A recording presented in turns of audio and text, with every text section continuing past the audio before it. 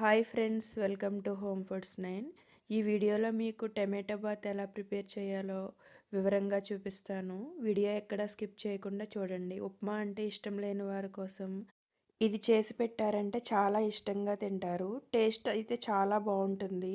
మీరు ఒకసారి ట్రై చేసి టేస్ట్ మీకు ఎలా అనిపించిందో నాకు కమెంట్ రూపంలో తెలియచేయండి. ముందుగా స్టవ్ మీద మందంగా ఉండే బాండిల్ పెట్టుకుని ఒక 2-3 టేబుల్ స్పూన్ల ఆయిల్ వేసుకొని ఒక పావు కప్పు వేరుశనగలు వేసుకుని దోరగా వేయించుకోండి. వేరుశనగలు వేగిన తర్వాత వీటిని సపరేట్గా ఒక ప్లేట్లోకి తీసుకోండి. ఒక 1 ఇంచ్ అల్లం సన్నగా తరిగి వేయించుకోండి. 80% వేగిన తర్వాత ఒక 4 టేబుల్ స్పూన్ల పచ్చిశనగపప్పు వేసి 80% వేయించండి. 80% వేగిన తర్వాత ఆవాలు, జీలకర్ర వేసి వేయించుకోండి. ఇవి వేగిన తర్వాత పచ్చిమిర్చి వేసి వేయించుకోవాలి. పచ్చిమిర్చి వేగిన తర్వాత మీడియం సైజ్ ఆనియన్ సన్నగా తరిగి వేసుకుని వేయించుకోండి.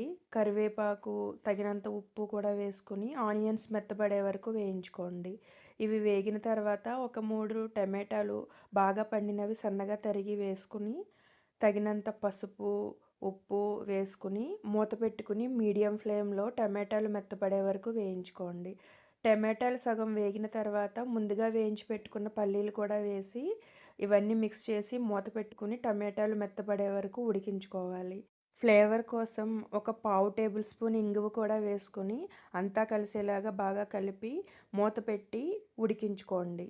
టమాటాలు మెత్తబడిన తర్వాత ఏ కప్పుతో అయితే మీరు బొంబాయి రవ్వ తీసుకుంటారో అదే కప్పుతో 4 కప్పుల వాటర్ పోసి తగినంత ఉప్పు వేసి హై ఫ్లేమ్లో ఎసరుని బాగా మరగనివ్వాలి. ఎసరు బాగా మరిగిన తర్వాత ఒక కప్పు బొంబాయి రవ్వ తీసుకుని స్టవ్ లో ఫ్లేమ్లో పెట్టుకుని బొంబాయి రవ్వ మొత్తం కొద్ది కొద్దిగా వేసుకుంటూ కలుపుకుంటూ ఉండాలి. స్టవ్ ఖచ్చితంగా లో ఫ్లేమ్లో ఉండాలి. లో ఫ్లేమ్లో పెట్టే బొంబాయి రవ్వని ఎసరులో వేసుకోవాలి, లేదంటే మధ్య మధ్యలో ఉండగట్టేస్తుంది. ఎసరు మొత్తం ఈ రవ్వలో ఇంకిపోయే వరకు లో ఫ్లేమ్లో ఉడికించుకుని స్టవ్ ఆఫ్ చేసి తగినన్ని జీడిపప్పు, ఒక 4-5 టేబుల్ స్పూన్ల నెయ్యి కూడా వేసుకుని 2-3 రెబ్బల కొత్తిమీర తరుగు కూడా వేసి ఒక 5 నిమిషాల పాటు మూత పెట్టి అలా వదిలేయండి. ఒక 5 నిమిషాల తర్వాత ఈ నెయ్యి టమాటో బాత్లో బాగా కలిసేలాగా పైనుంచి అడుగు వరకు బాగా కలిపి సర్వ్ చేసుకోవటమే. ఇందులో నెయ్యి ఎంత ఎక్కువ వేశారంటే అంత టేస్ట్ బాగుంటుంది. ఈ రెసిపీ మీరు కూడా ట్రై చేసి రుచి మీకు ఎలా అనిపించిందో మీ అభిప్రాయం నాకు కమెంట్ రూపంలో తెలియచేయండి. ఫస్ట్ టైం ఈ వీడియో చూస్తున్నట్లయితే నా ఛానల్ని సబ్స్క్రైబ్ చేసుకోండి. బొంబాయి రవ్వ వేసేటప్పుడు స్టవ్ ఖచ్చితంగా లో ఫ్లేమ్లోనే ఉండాలి.